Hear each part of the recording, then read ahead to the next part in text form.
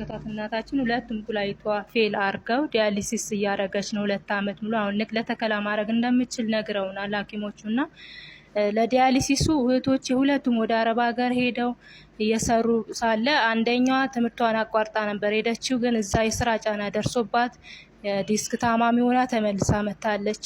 እንደዛም ሆኖ አሁን ላይ ህመሟን አጣርጋ ያለንበት ሁኔታ ከባድ ስለሆነ ድጋሚ ፕሮሰሱን ጀምራ ልትሄድ ነው። ያቺኛውም እየታገለች ነው ያለችው። ግን እንደዛም ሆኖ በቂ አይደለም። አሁን ለንቅለ ተከላ እስከ 4 ሚሊዮን ብር ጠይቀውናልና እባካችሁ ያላችሁን እርዱን። ሼር ኮፒ ሊንክም እያረጋችሁ አነሰ በዛ ሳትሉ እናታችንን አድኑልን።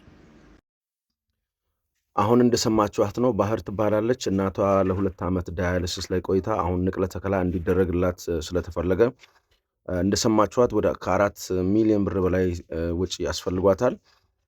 እዚህ ኢትዮጵያውያን ሆናችሁ ሁላችሁም እዚህ ፖስት ባረግነው አካውንት የምትችሉትን እንድታረጉ ከዛም በላይ ደግሞ ይህንን ወጪ መሸፈን ለሚችሉ ለግል ድርጅቶችና ለግል ባለሀብቶች እንድታደርሱ ጥሪ እናቀርብላችኋለን። ይሄ ቀላል አይደለም።